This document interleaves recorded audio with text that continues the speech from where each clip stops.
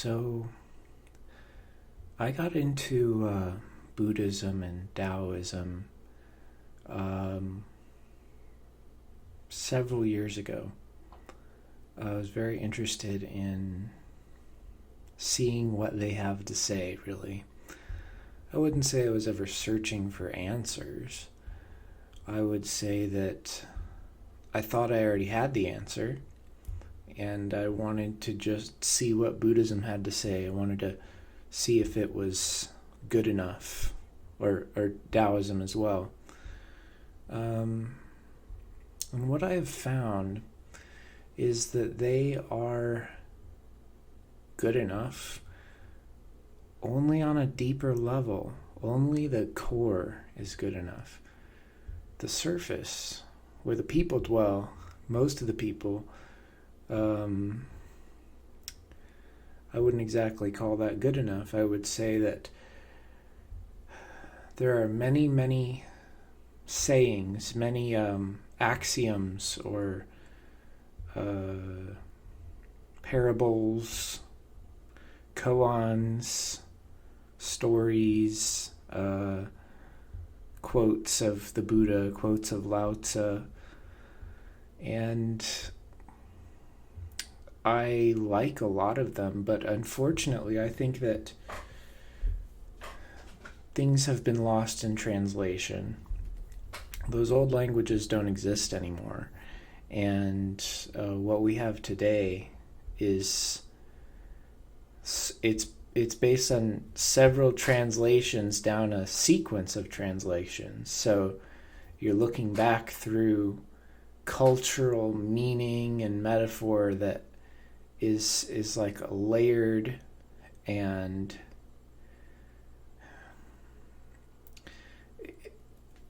it's impossible to perfectly translate. So what I'm saying is that if we spoke the original languages of Lao Tzu and Buddha, or Siddhartha is what I should really say, since Lao Tzu is probably Buddha, maybe even more Buddha than Siddhartha.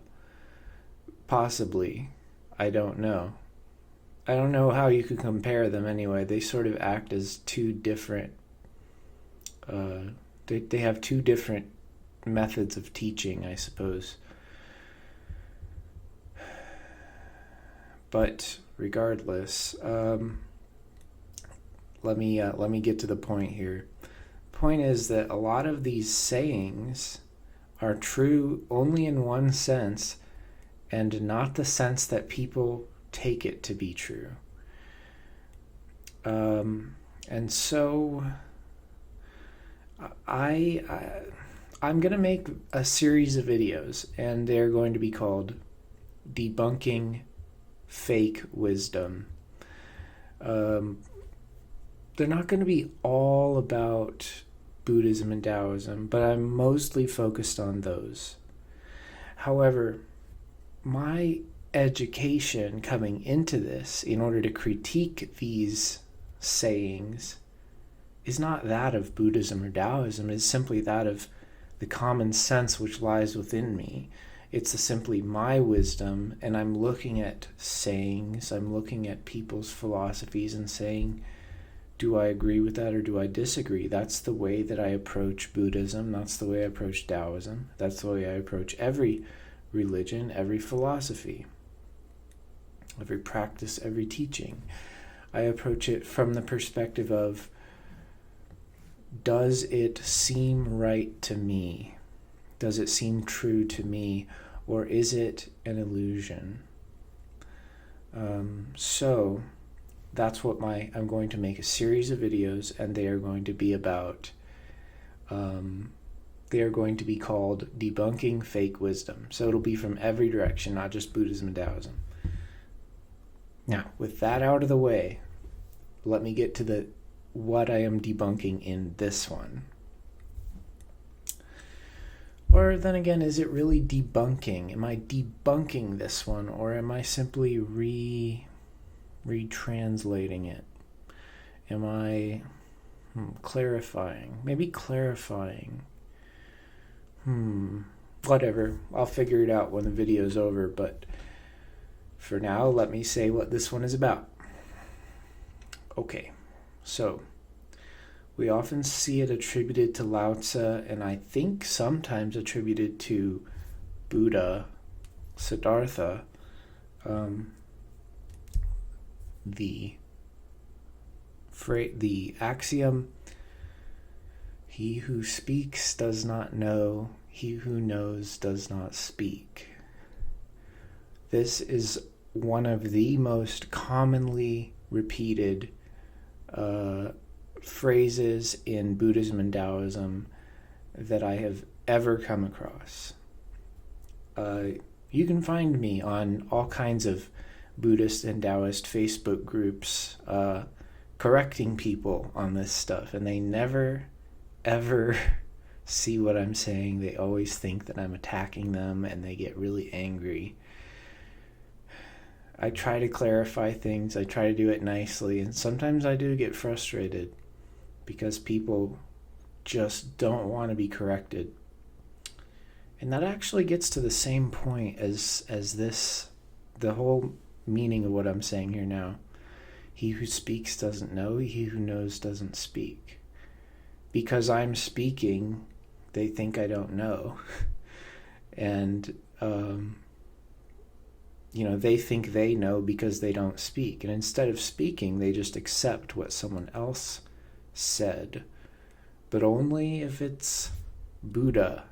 And that can come in the form of a quote with the word Buddha underneath it on a picture on Facebook.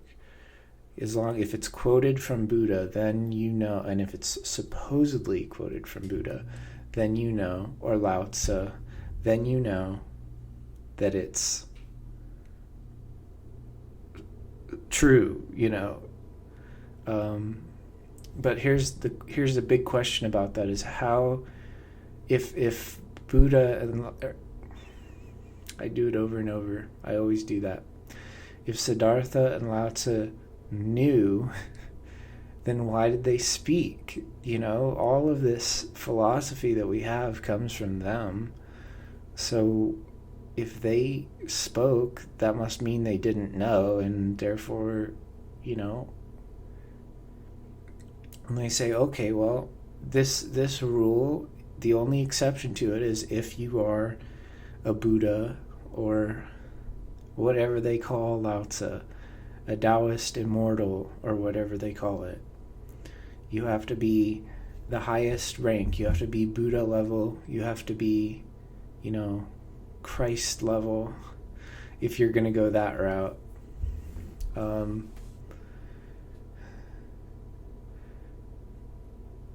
That's the only exception to the rule. Okay. See, what I see going on with that quote is that it has a true meaning and it has a false meaning.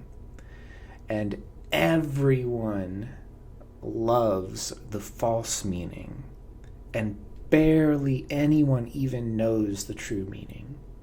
And that's how it always goes, and it's so frustrating. It is so frustrating.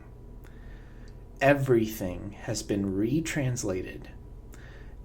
All of the great wisdom of Siddhartha and Lao Tzu have been retranslated into blind, deaf, dumb obedience. Do not speak, do not question, simply obey. Everything has been retranslated to this. All the meaning has been reinterpreted to obedience. And that's not what it means. Okay, so they say, he who knows doesn't speak, he who speaks doesn't know. What does that mean? It means in the false version, okay, remember the two versions. In the false version, it means if you criticize, then you're the fool. If you are silent, then you're wise. This is especially from the perspective of a dominant person making the rules from an authority, whether that authority is official, whether that authority is by merit, whether that authority is by money, whether that authority is by governance, by law, or whether that authority is simply by arrogance. All of these things, authority, are dominance. From the dominant perspective, if you criticize them, then you must be a fool. And if you are silent, then you must be wise. That is what the wrong interpretation of he who speaks does not know, he who knows does not speak is. And it sort of reminds me of Confucianism. Confucius seems to be almost entirely about etiquette. Now, I have to admit, I haven't studied much Confucius. I have looked at the Wikipedia article and probably a few other things, a few stories or something.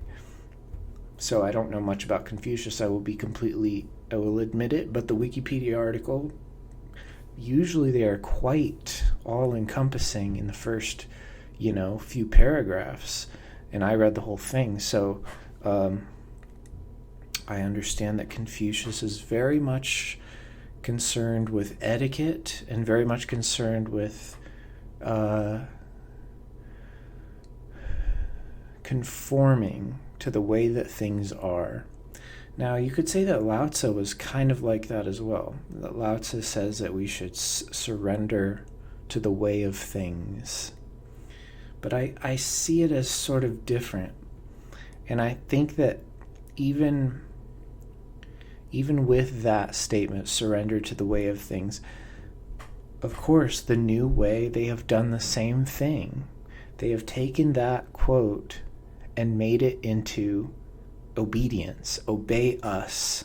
Obey the dominant ones. If the government, for example, the government of China comes to you and comes to a citizen of China and says, or say the citizen of China criticizes the government says, he who knows doesn't speak, and he who speaks doesn't know. Then you clearly know what the motivation behind that statement is. It is that you don't know what you're talking about. You're a fool because you speak. Only those who are silent are not fools. Because the silent ones obey us. And you see, that is what the most popular and the falsest interpretation of that quote is. It's all about silent, unquestioning obedience. Now, with that out of the way, let me explain to you what the real meaning of he who speaks doesn't know, he who knows doesn't speak is. Have you ever heard of, well, I ask a question, but it's a video. Have you ever heard of what was it? I'm thinking, is it the Lotus Sutra or is it the Lotus Discourse? It might be both, but it was a story about Siddhartha where one of the lectures he gave, he was so used to giving lectures where he would speak and speak and speak and no one would understand. And at a certain point, he got frustrated by the fact that everyone was always arguing with him and not understanding a word he was saying. So for this one lecture, he came out, I think he went into the forest and came back out with a lotus flower in his hand. Like, I don't know, they make you think that he's holding it like this, like it's some sacred thing. They always want you to think every little symbol that's used is sacred. They like that. They like for you to focus your attention on that one little thing rather than the meaning of it. Anyway, so he's holding the lotus flower, right? And you're supposed to try to figure out what it means. So his whole lecture was completely silent. It was just him holding a lotus flower. I don't know how long he did that, but that was the lecture. That was his teaching for the day. It was just, look at this. But he didn't even say that. He just held it up. And you see, what does that have to do with he who speaks doesn't know, he who knows doesn't speak? And notice, Buddha in that moment is not speaking. He is presenting the reality. You see, if I were to... It's a pencil. It's a Kuru Toga. Very cool pencil. Anyway, I'm not going to explain this pencil, but there you go. Kuru Toga. What does that mean? Pencil. Mechanical pencil. These sounds coming out of my mouth right now, what are they? They're just gibberish. Don't you see? That is it. That's what that means. He who speaks doesn't know, he who knows doesn't speak. If I speak of this, you don't know what it is. See, knowledge is not a matter of words. Knowledge is a matter of experiencing something, looking at it, observing it, feeling it, hearing it, tasting it, touching it. And even beyond all of those things, it is its own essence outside of me and inside of me all at once. These words, pencil, mechanical pencil, Kuru Toga, the little symbols on it. See those symbols? I mean, I'll give you an example.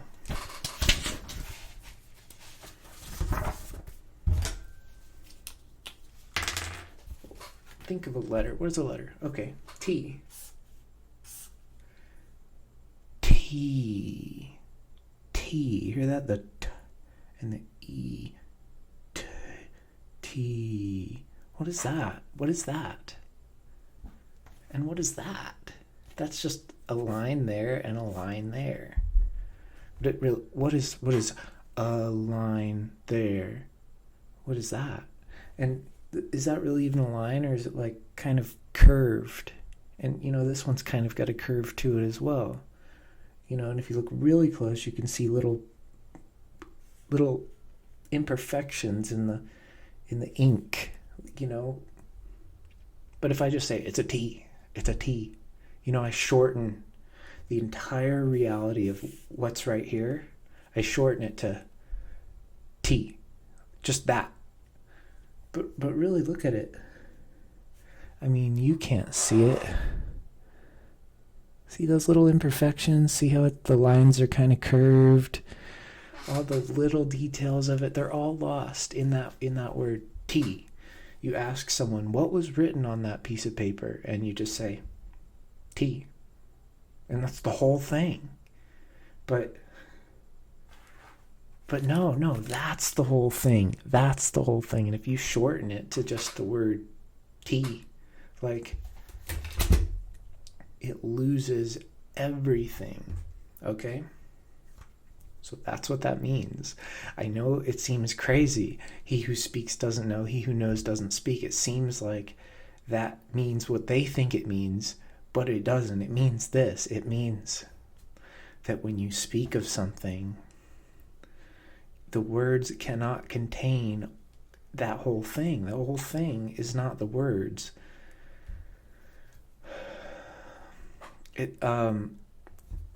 Or if we're talking about something deeper, like enlightenment, although, if you really understand, this is enlightenment. This is enlightenment. I'm enlightenment. This is enlightenment. The background is enlightenment. Everything's enlightenment, if you really understand. But if you want to, and that's exactly why this quote works, because you can't speak of everything. It would take an unimaginable infinity of words in order to say everything. And yet, in order to see everything. You just open your eyes. So it's a silence, an unspoken.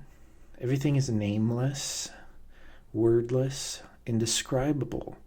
And our words are kind of a very, very, very crude simulation of reality that can never even scratch the surface, can only touch one thing at a time. You notice my words, they're always scanning through one little thing at a time, one little thing at a time.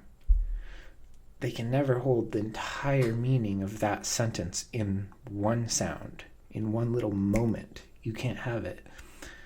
The entire meaning of this sentence, it cannot be contained in one little moment. You can't. It has to be broken up into these little pieces so that I can give it to you. But you have to layer it all together and build it all up in your own mind. And unfortunately, that's what's wrong with the people that hear he who speaks doesn't know, he who knows doesn't speak, and turn it into this obedience thing. They don't even know that that's what it is, but it is. Now, back to what I was about to say, I kind of got a little sidetracked, was on the subject of enlightenment in general. There's many reasons that we like to say what I said was the false meaning. Because if somebody blurts out that they know, then they must not know, because to know is to experience it. How do I say that better?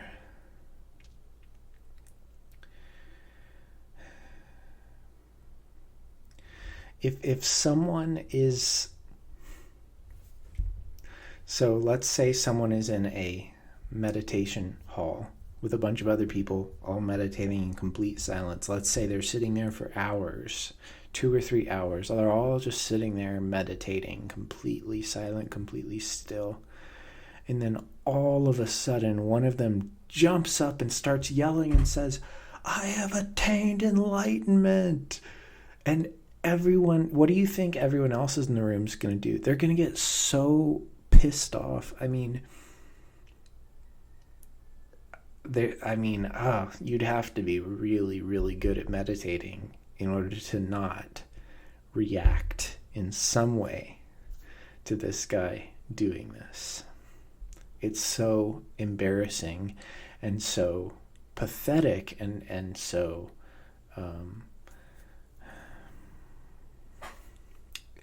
annoying, extremely annoying to do something like that. Now, that's an extreme case, but let's say instead of during meditation, you go on the internet and you find some group, a Buddhist group, a Taoist group or something, you find them on the internet and you say to them, "I am enlightened, I am the Buddha, listen to me, everything I say is wise and perfect, and I will lead you to enlightenment and non-suffering, and you will achieve nirvana and this and that and this and that if you listen to me." This method doesn't work. Why?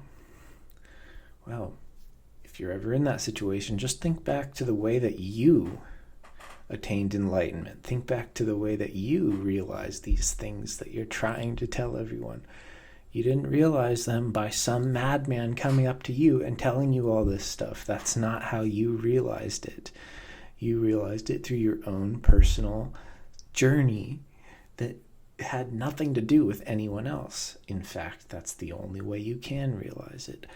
This wisdom cannot be transmitted from one person to another. It is impossible to contain it in words. As I just said, it takes unimaginably infinite amount of words in order to contain it, in order to transport it through your mouth, through the vibrations in the air, into someone's ears, into their brain, and then recompile an infinite amount of words into one idea. That is impossible.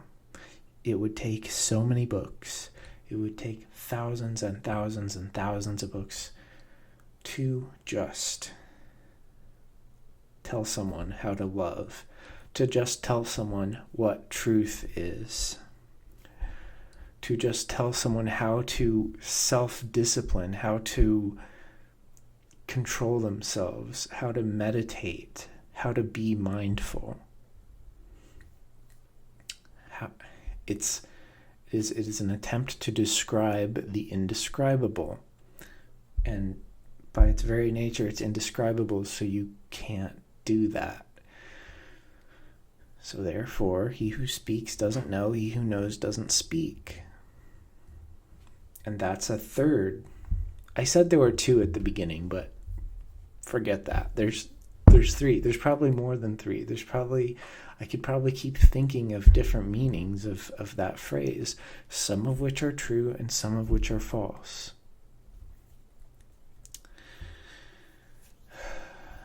But even that third one. Okay, so let's recap what the three are. The first one, the false one, is the one that's propagated by governments all the time, regardless of whether they believe in Taoism or Buddhism or whatever. That is if you speak, you're a fool. If you're silent, then you're wise, because that's the way that we want people to be in order for them to obey us. It's not just governments that do this. It's also just individuals that do this to each other. It's called intellectual domination. It happens all the time. In fact, it's the basis of almost all of our etiquette. And I am quite sure that it is what Confucius taught almost entirely. Which is why I'm not so keen on Confucius, to be completely honest. Although he wrote many books, and I have to go read them at some point. And I haven't yet. So, but regardless, it is a false meaning, and I know it's a false meaning. Why? Because the dominant ones are not always right. In fact, they are almost always wrong. In fact, to be dominant is to claim a worldview that is complete, is to claim absolute knowledge, is to claim, well, if you are silent and subservient to someone else who's talking, then what do they know if they're the ones talking? You see what I'm saying? So in the case that, so maybe what we should do in order to fix that problem is we should say, he who speaks doesn't know, he who knows doesn't speak, unless the underlying tradition of that community is based on false beliefs. That it is okay, that someone who knows can speak in the case which someone who doesn't know is already speaking. So if someone who doesn't know speaks, then someone who does know can come up and criticize them. But see, what happens on the internet when I go up and criticize people who are speaking who don't know is that they repeat this back to me. He who speaks doesn't know, he who knows doesn't speak. So I should just shut up because that would be the only wise response. Just let them spout off everything they want to say and don't say anything back, because if I do, that's an argument. It is a fight. It is a conflict for me to simply respond, criticism or not. Sometimes people get angry at me for simply responding. Sometimes I'm adding to what they're saying. Sometimes I'm giving them other perspectives. I'm just thinking a little deeper. They get angry at me simply for saying anything. How dare I say anything? I need to be silent because they are the dominant ones. See, it's all about dominance. Anyway, I did skip over. I was going to list off the 3 meanings. So the first one, the fake one, is obedience. The second one is what I really think is the core meaning of this statement. And the third one is actually contained within the second one if you can look that deep. And that is this here. Or this here. I've got a fork here. A cup. I've got a cup, But what are those sounds? When you speak them, you don't know them. When you speak this, you don't know this. So that's what I think the ultimate meaning of he who speaks doesn't know, he who knows doesn't speak is. And then the third one is tied into the second one, really. So really there kind of only are 2. But the third one kind of connects it back to the first one and kind of says that it's sometimes true. The literal interpretation, that is, that you cannot communicate truth, wisdom. You cannot communicate enlightenment, or in Buddhism as it is called the Dharma, or in Taoism it is called the Tao. In fact, the very first chapter of Tao Te Ching, which I believe is the absolute core of Taoism, in my opinion, the first chapter says that the Tao cannot be conceptualized or spoken of. So, at least that's my interpretation. There's many other interpretations which are also true, because that book is amazing like that. You can interpret it in multiple ways and still true, which is awesome. That book is great. I'm a little bit obsessed with that book. So yes, the third meaning is that you cannot communicate you cannot communicate wisdom. You cannot communicate the more complex parts of reality, the more subtle parts of reality. You can't communicate them. You can't communicate love. You can't communicate what truth is. You can't communicate how to self-discipline yourself, how to meditate, how to be mindful. For example, in Buddhism, the Eightfold Path, it just says right mindfulness, right meditation, and the other things. But it doesn't explain to you how to meditate. Now, some people will tell you how to meditate is you sit in lotus position, you put your hands on your knees, you do this, you close your eyes, you straighten your back, you breathe and concentrate on your breath, and all of these little steps. There's like 1,000 different steps. That's not what meditation is. Meditation is all in your head, and it happens instantly. It's one step. You could even say 0 steps, but that's once you have integrated it with everything else that you do. And I don't even think I'm that way. That's like a master. It's just a theoretical thing, but it's just one step, and it's all in your head, and I can't explain it. You could say letting go. Then you're like, letting go of what? Well, everything. And then you're like, well, that's kind of scary. No, okay, but you still hold on to some things. Then why is it letting go? Well, you hold on and you let go. You hold on and you let go. And now you're really confused. You hold on to everything and you let go of everything at the same time, and that's meditation. Now you're so confused. And then there's sometimes in the practice that I have engaged with the most. They say there's stopping and deep looking. And to me, deep looking is going, it's like go deeper and deeper and deeper and deeper. You got to think and think and think. Your head starts racing. You start filling your mind with thoughts. You build up and build up and build up. You are getting so intelligent. You are like a rocket ship. And the other one is stopping. So you have to stop yourself, but you also have to go at the same time. You see, so it's a balancing of opposites. It's totally contradictory, and it really is contradictory. And see, that's exactly why it can't be communicated. And we could try to communicate it, but it only confuses people. And thus, he who speaks doesn't know, he who knows doesn't speak. And I would take it further. I would say, he who hears doesn't understand, and he who understands doesn't hear.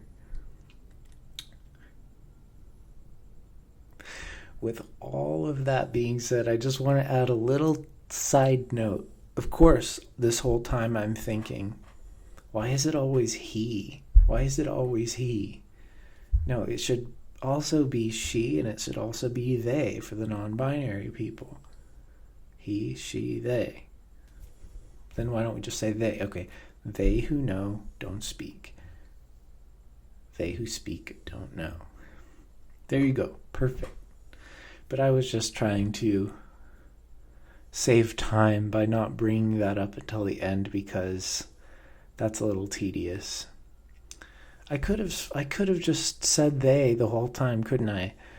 But people don't know it that way. People know it with the he, don't they? That's what they hear. And in a certain sense, sometimes he is considered a neutral pronoun.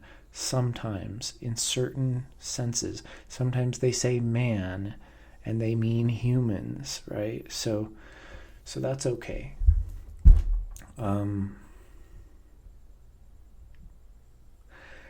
I think I got my point across. So I think I'm going to end it here, and I'm going to talk a little bit more about what I intend to do. There's a lot of these things in Buddhism and Taoism where people are very, very confused. And I want to correct those confusions. Now, I know, like I covered in this recording, I can't really correct those confusions. I can't. Those confusions are forever. I can never do anything about them. And speaking about them, it's really worthless. I'm not teaching anyone anything. Nobody's learning anything. Now, if you already understand and you hear me talk, it might resonate inside you. It might remind you of ideas and help flow you along to places that you are supposed to go, that to accelerate you into places that you already were going to go.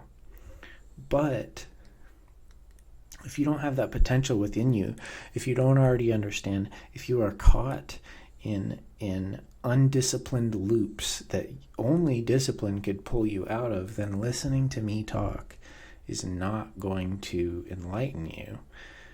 He who speaks doesn't know, he who knows doesn't speak. Or they, I know, I always make those kind of mistakes where I tell myself, this is the new way of saying it.